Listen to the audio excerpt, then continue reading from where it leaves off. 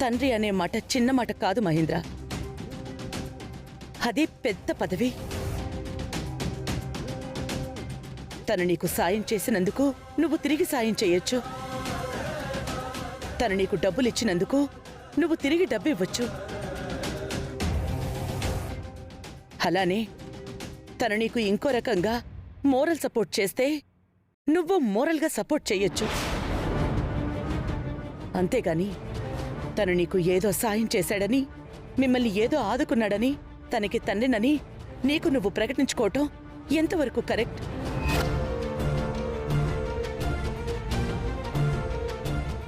అది ఎంతమంది మీద ప్రభావం చూపిస్తుందో తెలుసా?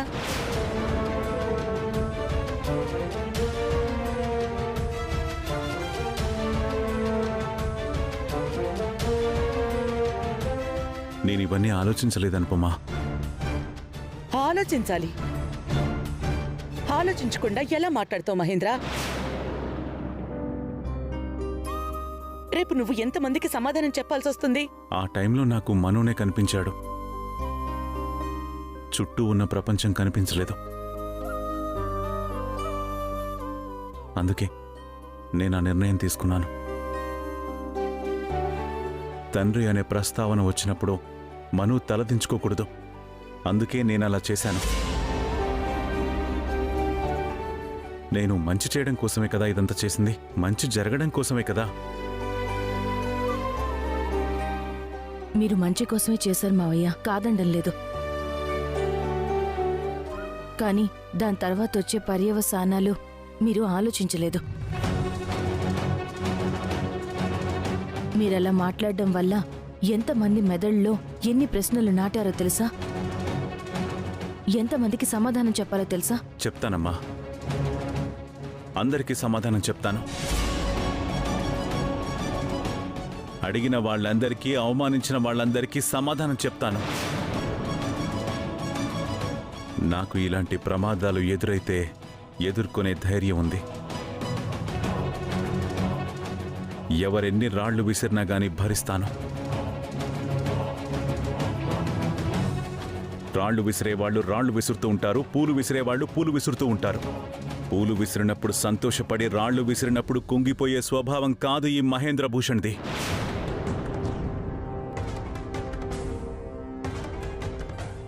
అనుకున్నది చేశాను. ఆ తర్వాతంతా ఆ దేవుడి లీలే.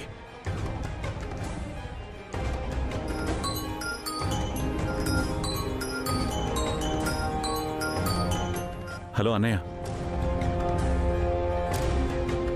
మహేంద్ర, నీతో ఒకసారి మాట్లాడాలి. అర్జెంట్గా ఇంటికి రా. ఇప్పుడే బయలుదేరుతున్నాడు. ఓకే అన్నయ్య.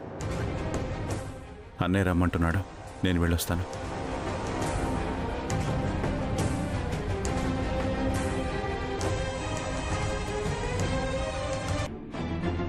తను వచ్చాక అన్నిటికీ క్లారిటీ వస్తుంది. ఏం క్లారిటీనో ఏమోనండి. మహేంద్ర అయితే మన కుటుంబానికి తీరని నష్టాన్ని కలిగించాడు. ఇప్పటికే ఈ విషయం లోకం అంతా పాకుంటుంది. అందరూ కోడై కూస్తున్నారేమో.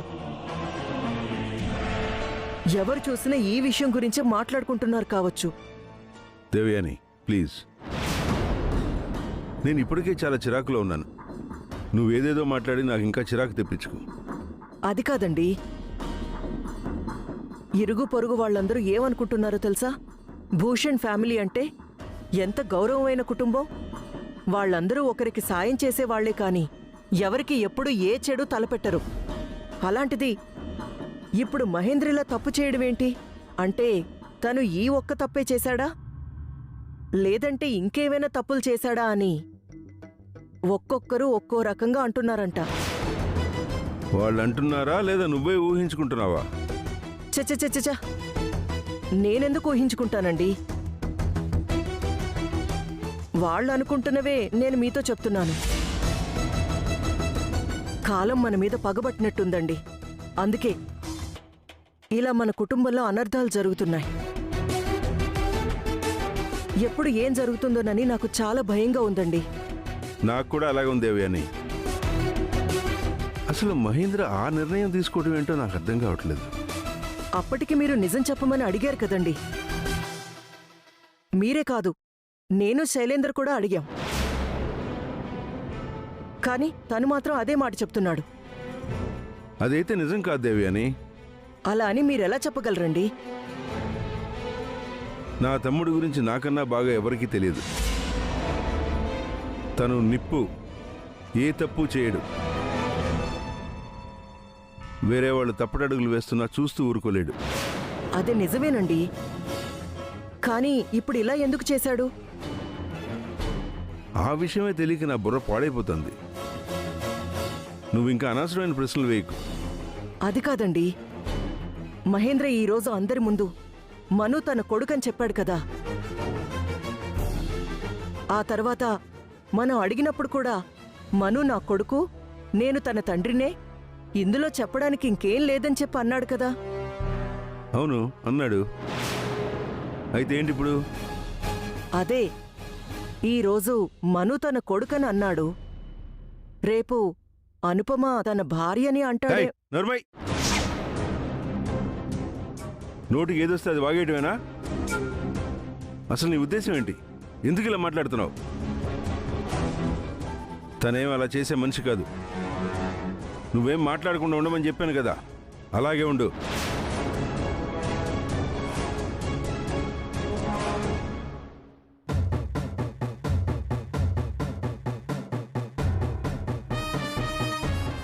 తండ్రి ఎవరో తెలియదంటే ఏమని అనుకోవాలి? అవును, నాకు తండ్రిలే ఉన్నాడు. ఎవరో కాదు, నేనే. మనుకి తండ్రిని నేనే. మను నా కొడుకు.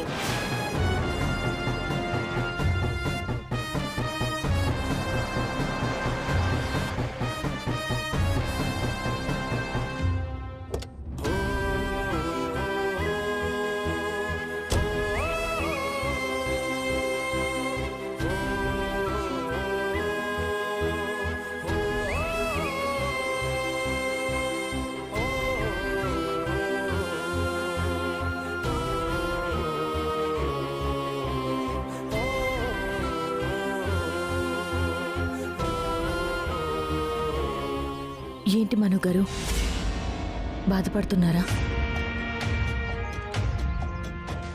మీరు ఓదార్చడానికి వచ్చారా?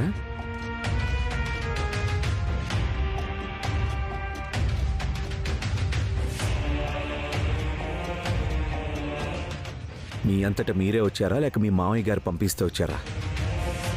ఒకరు పంపించారని రాలేదండి. మీరు బాధపడుతుంటారని తెలిసొచ్చాను. ఇది కేవలం బాధ కాదండి, బాధని మించిన దుఃఖం. నేను అర్థం చేసుకోగలను మను గారు, కానీ మావయ్య మీరు బాధపడతారు అని చేయలేదు. మీ బాధ పోగొట్టాలని అందరి ముందు అలా మాట్లాడారు. అలాంటి నిర్ణయం తీసుకున్నారు.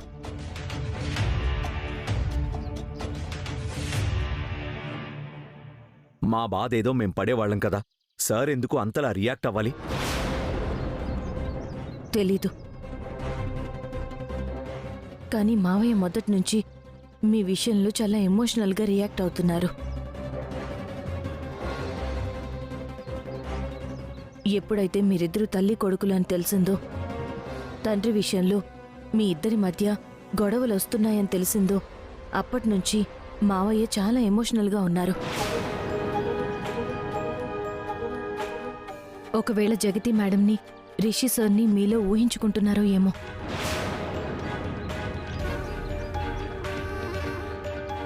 వాళ్ళు కూడా అంటే తల్లి కొడుకులైనా గాని మీలాగే మాట్లాడుకునేవాళ్లు కాదు. మావయ్య వాళ్ళిద్దరి మధ్య ఉన్న పెయిన్ని కళ్ళారా చూశారు. ఎన్నో సంవత్సరాల తర్వాత గాని ఆ దూరం దగ్గర కాలేకపోయింది. అలాంటి బాధ మీకు రాకూడదని ఇలా చేశారేమో.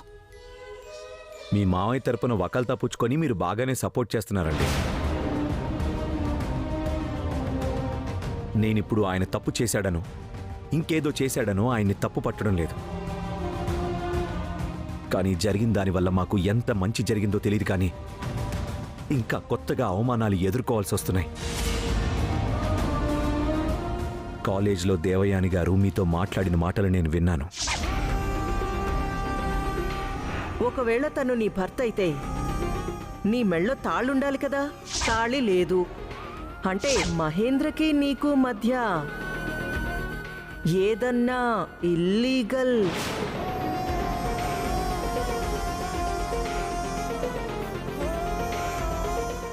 చూశారు కదా మేడం, ఎలాంటి మాటలు వినాల్సి వస్తుందో. అంటే అది మేడం, మహేంద్ర సార్ ఉద్దేశం ఏదైనా కాని దానివల్ల నేను ఇంకా బాధపడుతున్నాను. అసలు ఆయన అలా మాట్లాడాల్సి ఉండకూడదు మేడం. మనుగారు, మీరు మావయ్య గారిని అపార్థం చేసుకోవద్దు. ప్లీజ్ అండి.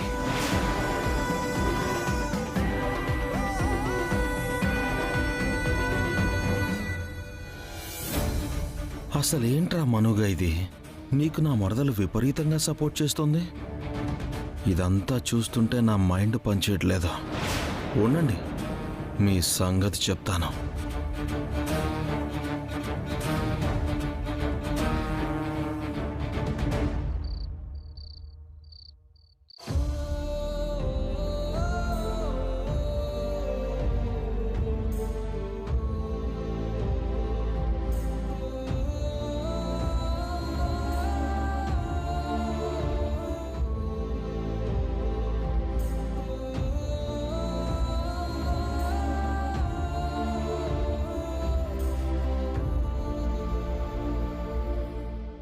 రా మహేంద్ర, అక్కడే ఉండిపోయావే.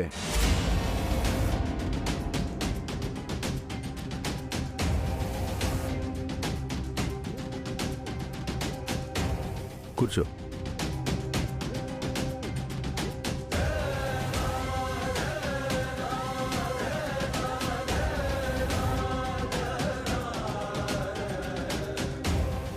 చెప్పండి అన్నయ్య, ఎందుకు రమ్మన్నారు? నువ్వు చేసిన ఘనకార్యానికి నిన్ను సత్కరించి పంపుదామని. దేవయాని, నోరు అదుపులో పెట్టుకుని మాట్లాడు.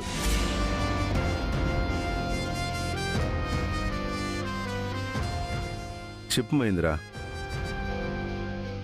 నువ్వు చెప్పింది అబద్ధమని నాకు తెలుసు. కానీ అందరి ముందు మను తండ్రి నువ్వే అని ఎందుకు చెప్పావు?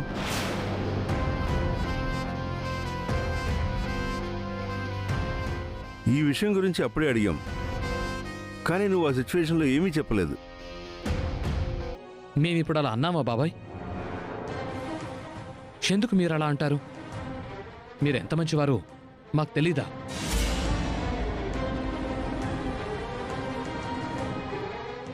కానీ ఒక పని చేస్తే దానికి అర్థం పరమార్థం అనేది ఉంటుంది కదా. అలానే మీరు కూడా అలా చెప్పడం వెనుక ఏదో ఒక ఉద్దేశం ఉంటుంది కదా. ఆ ఉద్దేశం ఏంటో చెప్పండి బాబాయ్.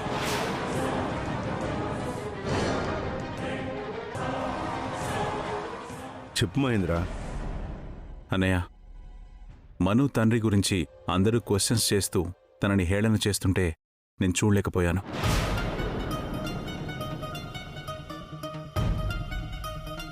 నా మనసుకి చాలా బాధగా అనిపించింది. మంచి మనసున్న వ్యక్తి మను. అలాంటి తను అందరిలో తలదించుకోవడం నాకు కష్టంగా అనిపించింది.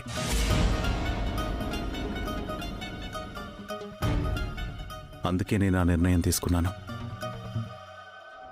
అందరి నోర్లు మూయించాలని మను తండ్రిని నేనే అని చెప్పేశాను.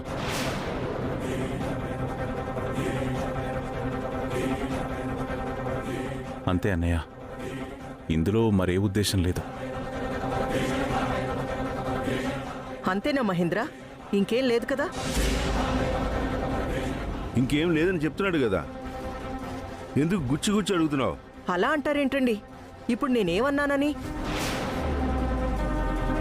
అయినా ఈ మాట నాది కాదు, బయట జనం అడుగుతున్నారు.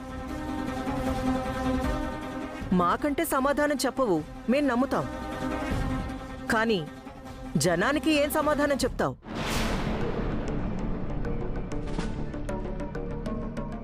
మనుకి తండ్రెవరో తెలీదు. ఆ ప్రశ్న వల్ల తను బాధపడుతున్నాడు, అందరూ తన్ని వేధిస్తున్నారు. అందుకే నేను తన తండ్రినని చెప్పాను అని చెప్తావా?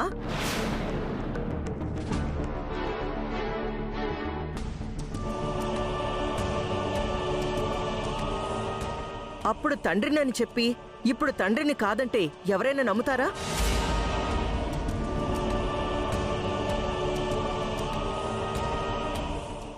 ఏంటి బాబా ఇది?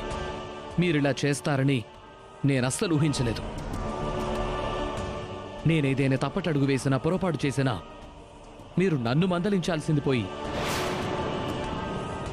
మీరే తప్పు నిర్ణయం తీసుకుంటే ఎలా బాబాయ్? నేను తీసుకున్న నిర్ణయం సరైందే. సరైనది ఎలా అవుతుంది? నువ్వు ఎంత పెద్ద తప్పు చేశావో నీకు అర్థం కావడం లేదా మహేంద్ర? నేనే తప్పు చేయలేదు వదిన గారు.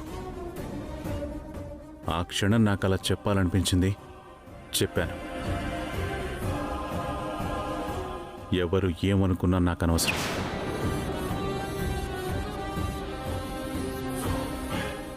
కానీ మాకు అవసరం. మన కుటుంబాలు దూరంగా ఉన్నంత మాత్రాన మన మధ్య ఉన్న బంధం తెగిపోదు కదా మహేంద్ర. నువ్వు వేరు మేము వేరు అన్నట్టు మాట్లాడుతున్నావు. నేనే వాళ్ళ అనడం లేదు వదిన గారు. అది వదిలేండి బాబాయ్. అసలిప్పుడు మేమందరికీ ఏం సమాధానం చెప్పాలి? నా ఫ్రెండ్స్, నాకు తెలిసిన వాళ్ళందరూ ఒకటే ఫోన్లు, మనం మీ బాబాయ్ కొడుకంట కదా అని. అది నిజమేనా అని ప్రశ్నల మీద ప్రశ్నలు అడుగుతున్నారు. వాళ్ళు అడిగే ప్రశ్నలకు సమాధానం చెప్పలేక నా ప్రాణం పోతుంది. చెప్పు మహేంద్ర, నువ్విలా మౌనంగా ఉంటే కుదరదు. అసలు నువ్వేమనుకుంటున్నావు మహేంద్ర? ఎందుకిలా ప్రవర్తిస్తున్నావు? దేవయాని, మీరాగండి. ఎందుకండి మీరు నా నోటికి తాళం వేస్తారు? నేనేమైనా మీ తమ్ముణ్ణి వేధిస్తున్నానా, బాధ పెడుతున్నానా? తను మమ్మల్ని ఎందుకిలా వేధిస్తున్నాడో, బాధ పెడుతున్నానో అడుగుతున్నాను, అంతే కదా?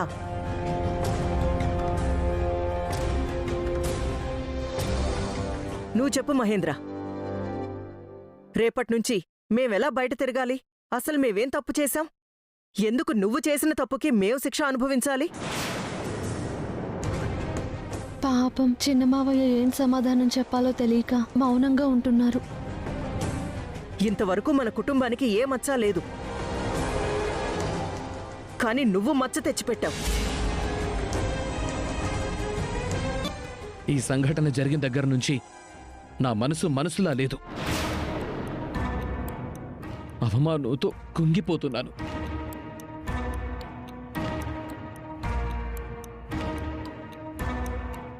చూస్తున్నావా మహేంద్ర, ఎవరో అవమానంతో బాధపడుతున్నారని నువ్వలా చేసి నీ సొంత మనుషుల్ని నువ్వు బాధ పెడుతున్నావు. అసలు నువ్విలా చేసే ముందు ఒక్కసారైనా మా గురించి కానీ మన కుటుంబం పరువు గురించి కానీ ఆలోచించలేదా? అన్నీ ఆలోచించి ఆ నిర్ణయం తీసుకున్నాను వదిన గారు.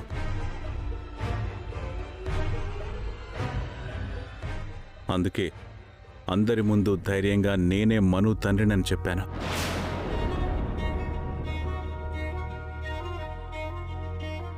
ఇంతకు ముందు చెప్పాను, మళ్ళీ చెప్తున్నాను.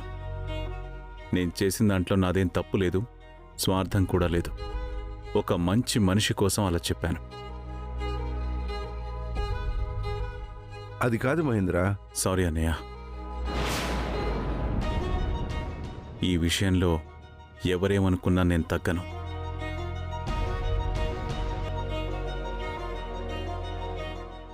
మను కోసం నేను ముందడుగు వేస్తానే కానీ వెనకడుగు మాత్రం వెయ్యను. ఈ విషయంలో నాకు ఎలాంటి సిచ్యువేషన్స్ ఎదురైనా సరే నేను వాటిని ఎదుర్కోవడానికి సిద్ధంగా ఉన్నాను.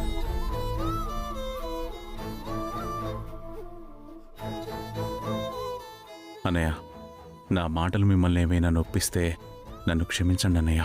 మహేంద్ర, ఏంటిది?